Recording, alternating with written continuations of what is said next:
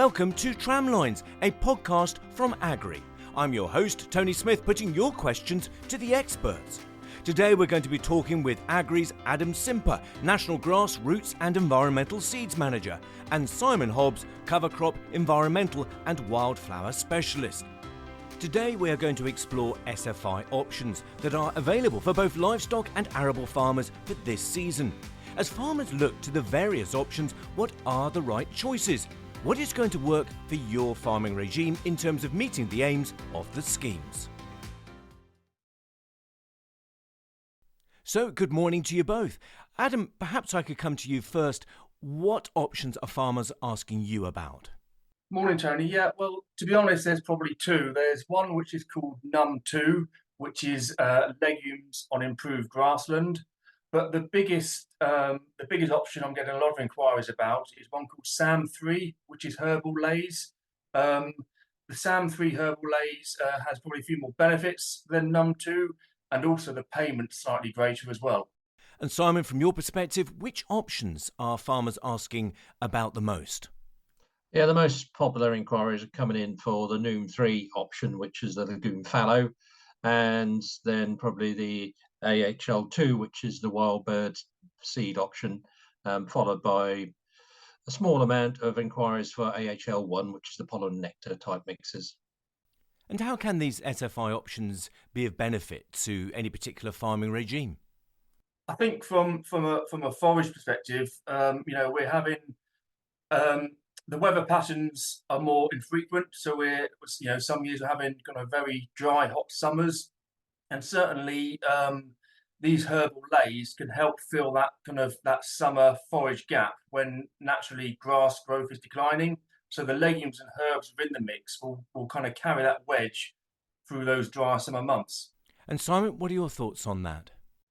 Yeah, similar sort of vein, really. It's a risk management tool that farmers can use with the SFI schemes now available to them. So really to look at using these options, alternative break crops, so to replace spring crops that we struggle with in drier summers where they don't yield and not profitable, or to replace something like oilseed rape in the autumn, which is prone to flea beetle and a lot of lost crops. So it's provides an alternative crop option for farmers to use with some guaranteed income. And is it important to select the right SFI option for your farm? Very important. If we think about it from a grassroots seeding point of view, we tailor grass seed mixtures to suit cutting regimes, grazing regimes, or even dual purpose. So why not, or why aren't majority of people doing that with Sam3 herbal lays? So here at Agrii, we've got four different mixtures. We've got a mixture that's tailored towards grazing. Okay, we've got a mixture that's tailored towards cutting. And the difference really is we've taken the chicory out of the cutting mixture. So once chicory starts to get mature, it creates a woody hollow stem. And that does a few things really. When baling it can those woody stems can pierce the bale of the wrap, which will affect the fermentation of the bale. Secondly, it can lead to rejections in the feeding trough from dairy cattle, okay, because the stalks are woody and they'll just reject the feed. And thirdly, if you think about it, as that stem is kind of going hollow and woody, chicory has a crown. So you'll cut it and basically the elements, the water will get down that hollow stem and it will rot the crown and kill the plant. So in my eyes, why we put a species in there, which we know the management won't suit it. We've also then got a no red clover option, and that's for people who are concerned about red clover and bloating cattle. And also for those kind of sheep farmers who are wanting to graze their breeding ewes on the Sam3 mixture, because red clover contains estrogen, and that can affect the fertility of your breeding ewes. So for the livestock farm, the choice of SFI option is really important in terms of how it fits within the farming regime. Yeah, definitely. I mean, we've got to think of this as a two-way, two-pronged attack, really. They're getting payment, okay, which is great, fantastic, but also they need to be producing as much quality forage from that mixture as they can as well. So there's no point putting a mixture in that won't have good D values or ME or even dry matter yields. So what we do at Agrii, we try and tailor it to suit different management regimes, but also to put the high yielding, the better quality species in, just to capitalise on both gains really.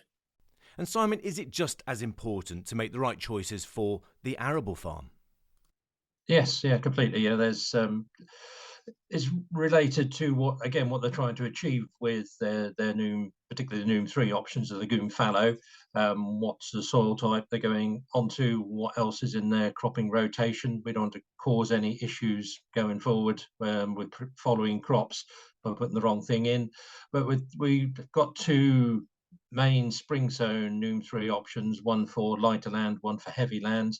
The heavy land is got less in the way of clovers in, which struggle sometimes to establish on heavy soils. And we also have a post-harvest Noom 3 mix, so for autumn sowing, again, and that'll be a different mix to the early one. So you need to know where you're going to place it in your rotation, what the following crops are going to be, and also what you're trying to achieve with that legume fallow, where you can obviously do other things apart from just trying to have fixed nitrogen, which that will happen with the legumes in the mix, but you can target other pest problems like nematodes in the soil by including a high-grade radish to reduce B.Sc nematodes and some of the free liver nematodes. So that is an option people can look at as well if they've got root crops on the farm and in the rotation. So yeah, it does need a bit of thinking about, a lot of planning, just deciding what you want to try and do with the mix, and yeah, utilize the mix to your best advantage for the farm. So can we delve a little bit deeper into some of the decisions and choices that farmers can make in terms of these SFI options? Adam, perhaps you could start us off thinking about the livestock farm.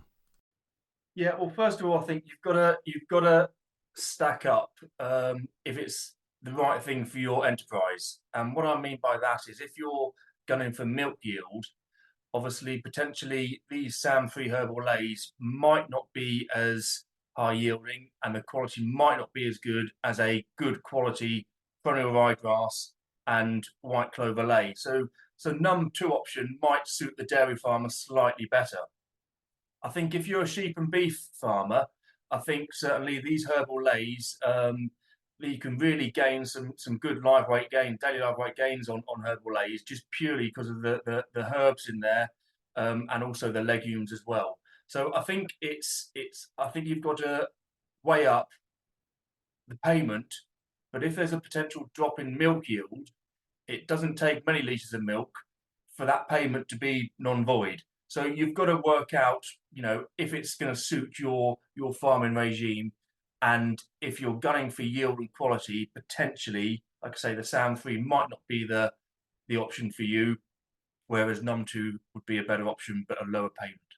Sure. And in terms of those two options, that SAM-3 and num2, where is that livestock farmer likely to place those options? Well, I think over the last few years, and certainly over this wet kind of late summer winter we've had, there'll be a lot of compacted ground out there from the amount of water that's been lying on the soil. Grass reseed that went in last back end potentially might not be looking too good.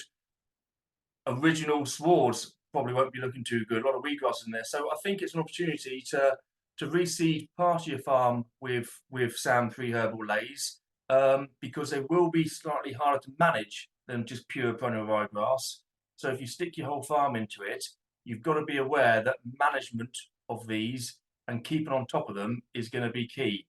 And also, you've got to realise as well that if you're grazing over the winter, for example, SAM-3, the legumes and herbs won't like being grazed over the winter, and you can reduce the persistency of those legumes and herbs quite dramatically if you're going to graze hard over the winter time.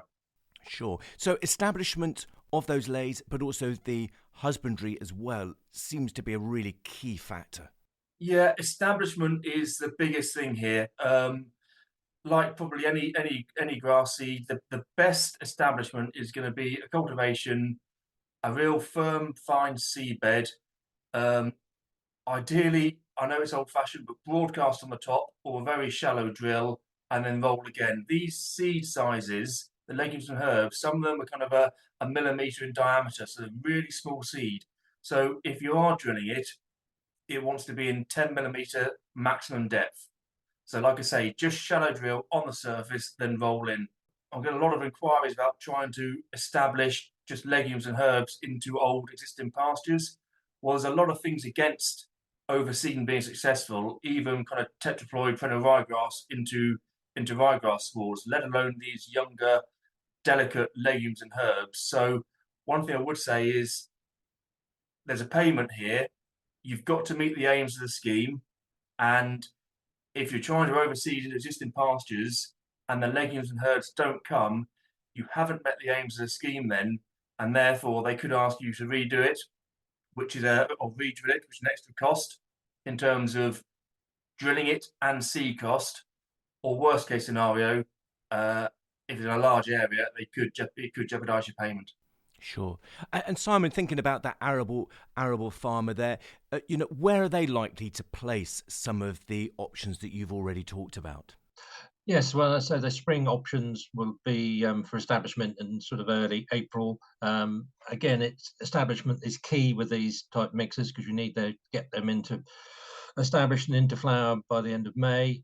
So you want to have a good, fine seedbed. They will either be shallow drilled or broadcast and rolled to get good seed to soil contact to make sure you get good establishment, which is the key thing with these small seeded mixes. Again, so similar species to what Adam's talking about, so clovers and vetches, so small seeds that don't want to be buried deep in the ground, so they want to be up and away as weather conditions improve.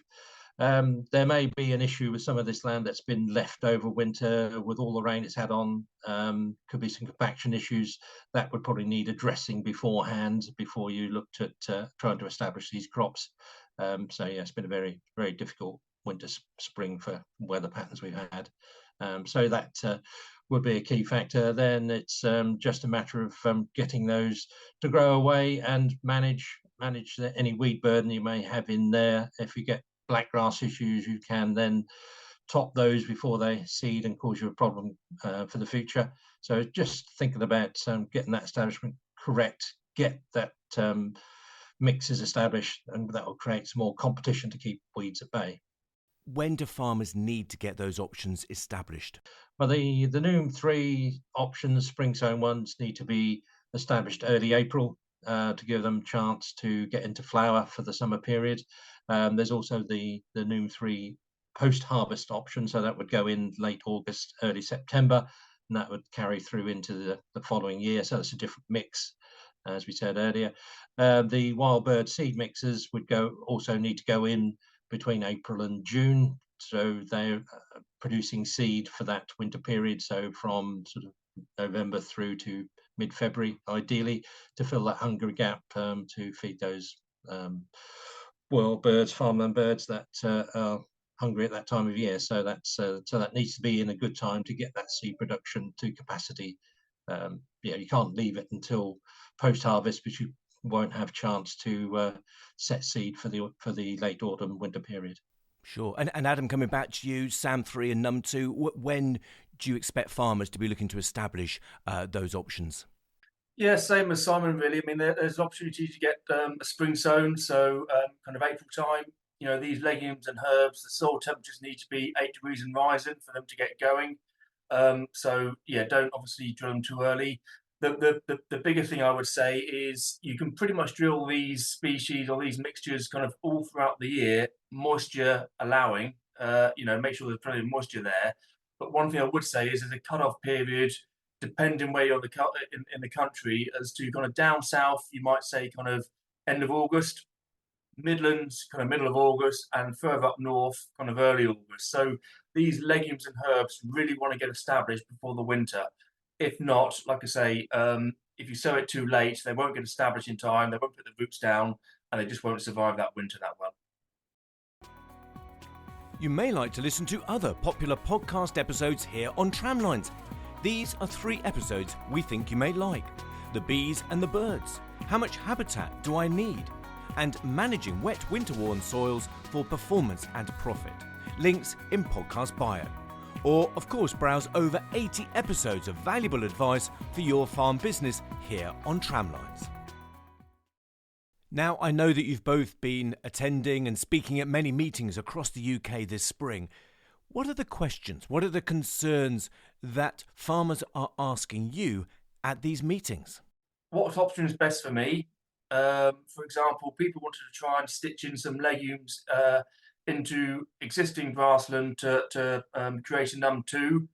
And the question to me was, I want to do it kind of, end of March, April time. Well, it was a silage lay. They were going to put nitrogen fertilizer down.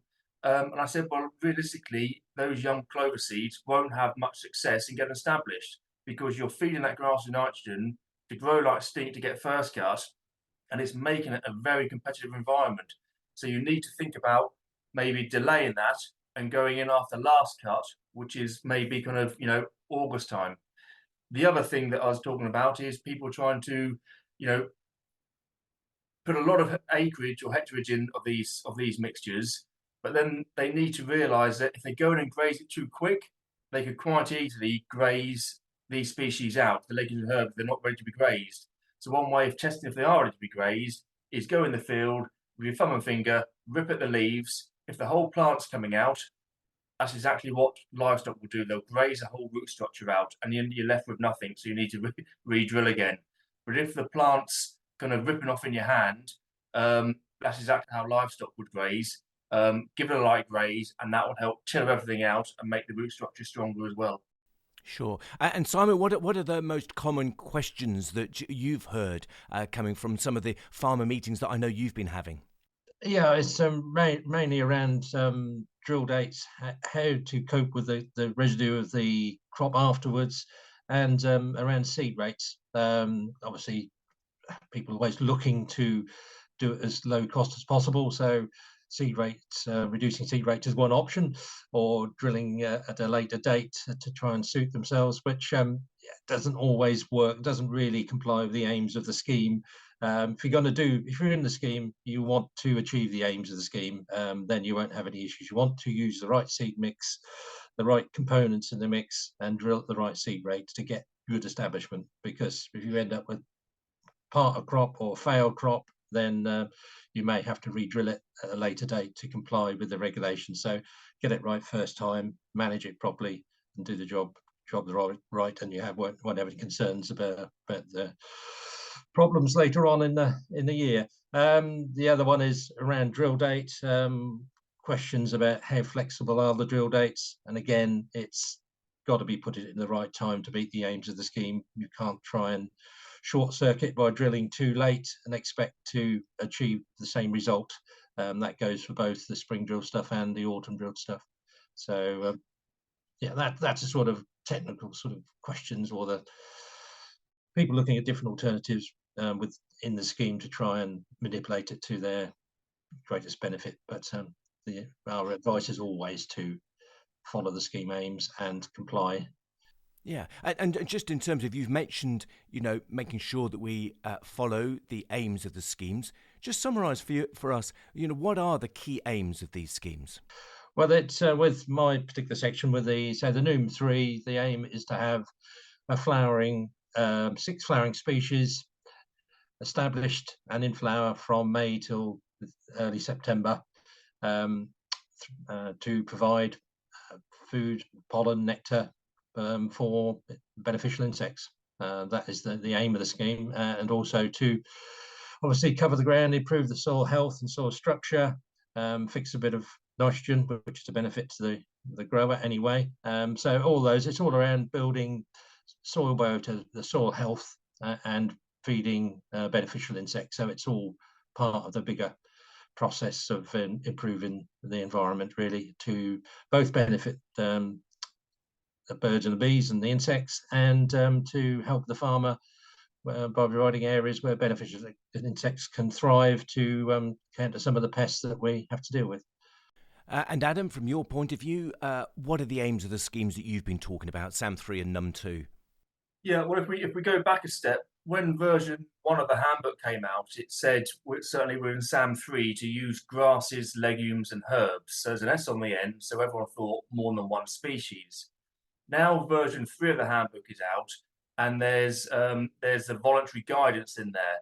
and the voluntary guidance is to use 5 grass species, 3 legume species, and 5 herb species.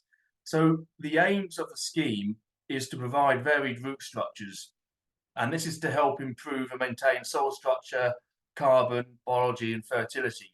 So although the voluntary guidance isn't mandatory, if you kind of deviate away from that voluntary guidance, you've got less chance of meeting the aims of the scheme, which then, in theory, if inspected, could, you might not be seen to be meeting the aims of the scheme, so you need to drill more species in, which is another cost, or once again, they could jeopardise your payment. So it goes back to, like Simon says, if when you're doing this, do the job right, make sure the mixture is following the voluntary guidance.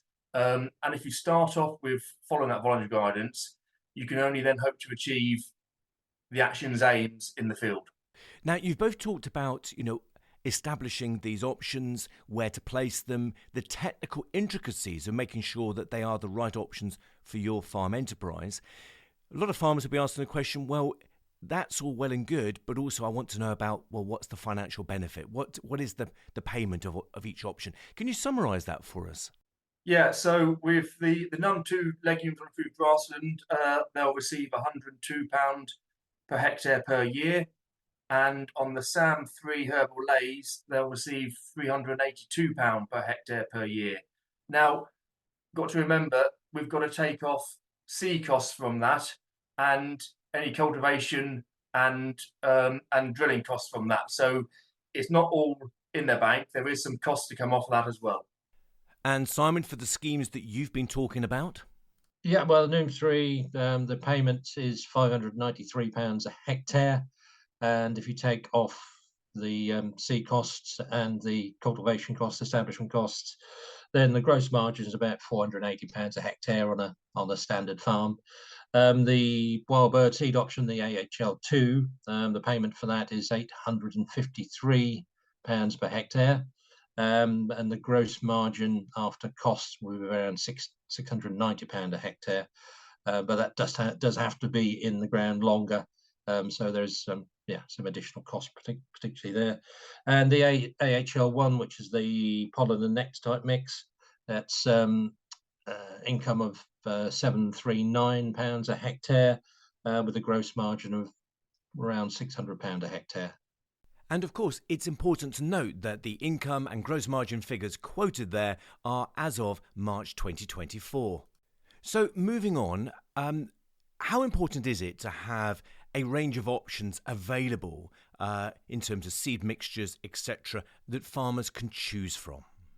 I think it's kind of like I said earlier, really. One size doesn't fit all certainly on SAM3 herbal lays. It's really important to work out what their management is, whether it's cutting or grazing or both, and then choose a suitable mixture. I've also had inquiries from people who wanted to put kind of SAM3 herbal lays down, and they want to cut it for hay and sell it into the horse market.